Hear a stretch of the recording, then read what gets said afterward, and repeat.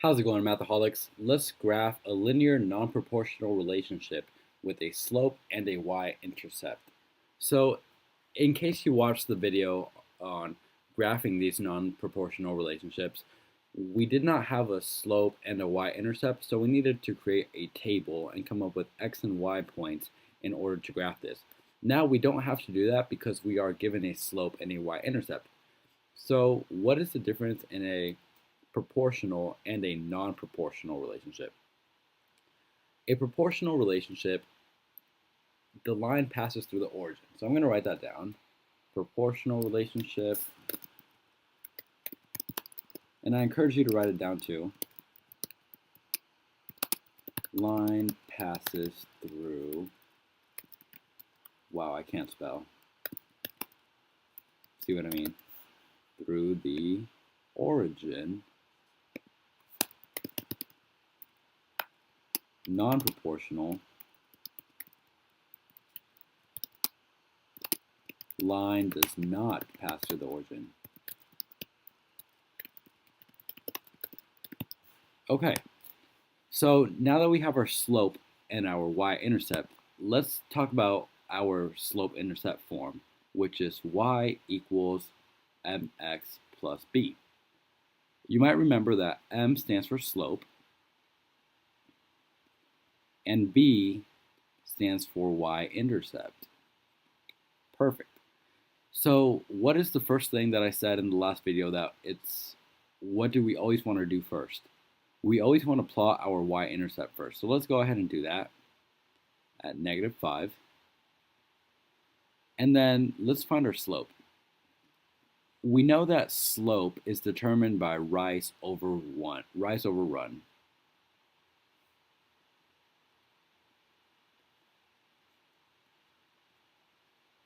So we know we have to rise 2, but how many do we have to run?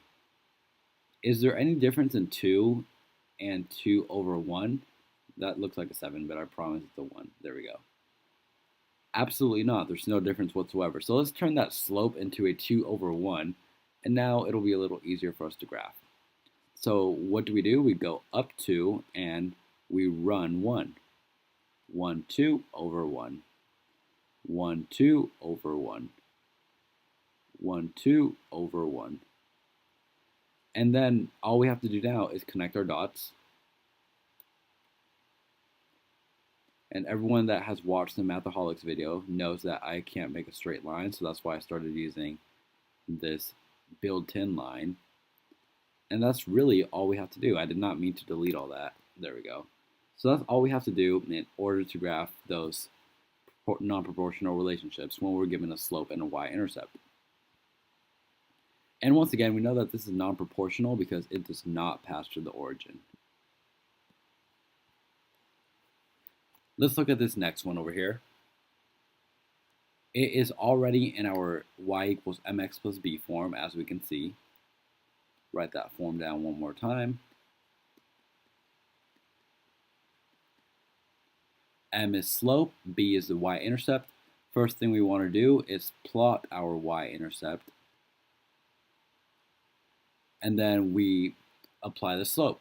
Up 3, rise, run. 1, 2, 3, 1, 2, 1, 2, 3, 1, 2. Now we connect the dots. Let me delete all of these extra marks.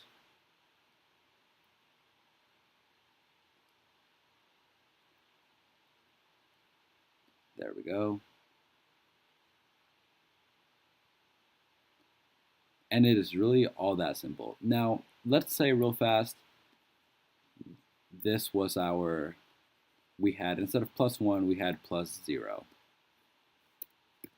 We would start it at 0 because that's our y-intercept, and then we would go up 3 over 2, up 3 over 2. Then we would connect these dots. Wow, all that talking about how I couldn't draw a straight line, and I finally did it. Now, this one would be a proportional relationship because, as we can see, the slope is constant, up 3 over 2, up 3 over 2, and in this case, it is also passing the origin.